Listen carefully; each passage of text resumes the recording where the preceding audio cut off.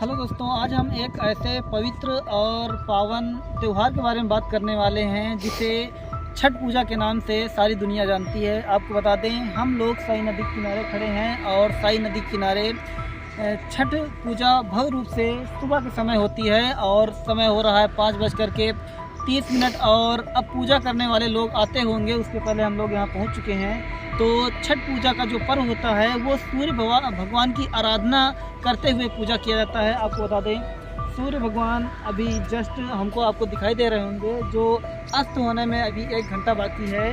तो आप देख सकते हैं यहाँ पर छठ पूजा के लिए सभी श्रद्धालु आते हैं और कहा जाता है कि छठ पूजा करने से जीवन के जो दुख होते हैं और संतान प्राप्ति का जो सौभाग्य वो प्राप्त होता है, इसीलिए सारे लोग छठ पूजा मनाते हैं। लेकिन इनकी बहुत सारी ऐसी कहानियां हैं जो सुनकर के बहुत दिलचस्प लगती हैं और एक कहानी ऐसी है जो श्री रामचंद्र से जुड़ी हुई है।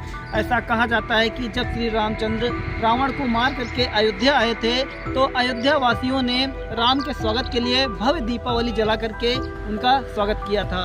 लेकिन ऋषियों के कहने पर श्री राम ने एक यज्ञ करवाया था और कहा जाता है कि ब्रह्म हत्या का पाप न लगे, इसलिए आप छठ पूजा कीजिए। तो ऐसा माना जाता है श्री राम और सीता मैया ने छठ व्रत रख करके 6 दिनों तक छठ मैया की पूजा किया था, जिससे उनके जीवन में जो ब्रह्म हत्या रावण को मारे थे वो हट जाए जीवन से और उनके जीवन में खुशियाँ आएँ। तो वही एक ऐसी पौराणिक कथा है जो आज हम आपको बताने जा रहे हैं। उसके पहले मैं आपको दिखाऊंगा कि कैसे पूजा की जाती है। इसमें गन्ने की पूजा की जाती है, फूलों को ला करके टोकरी में फल को रखा जाता है और नदी के किनारे इसकी पूजा की जाती है। तो मैं आपको दिखाना चाहूँगा जहाँ पर पूजा होती है।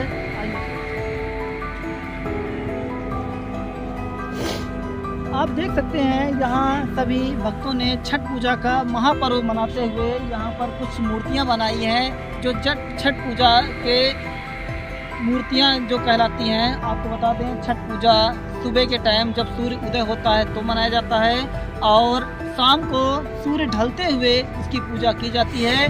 तो मैं आपको उसका पूरा वीडियो दिखाऊंगा। फिलहाल अभी के लिए इतना ही। मैं वेट करूंगा, सारे श्रद्धालु आएंगे।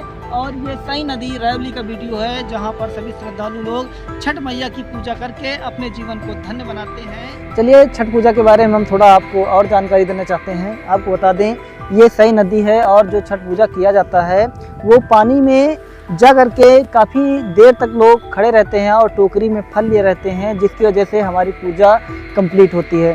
तो ये जल में जा करके पूजा क्यों की जाती है, ये कहानी छोटी सी महाभारत से जुड़ी हुई है।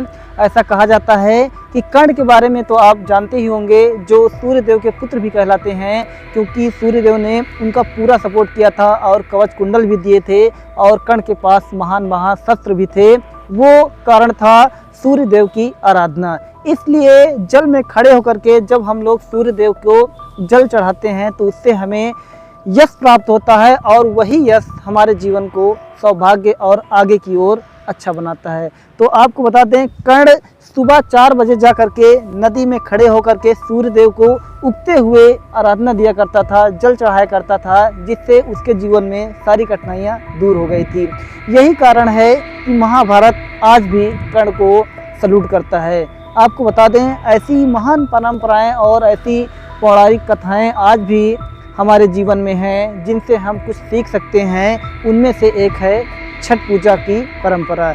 इसलिए हम लोग छठ पूजा पानी में जा कर के फूल चढ़ा करके फूलों को समर्पित करते हैं, जिससे हमें छठ माता का आशीर्वाद मिले और हमारा जीवन धन्य हो। तो छठ पूजा का यह वीडियो आपको कैसा लगा, हमें कमेंट के माध्यम से ज़रूर बताएं। Thank you.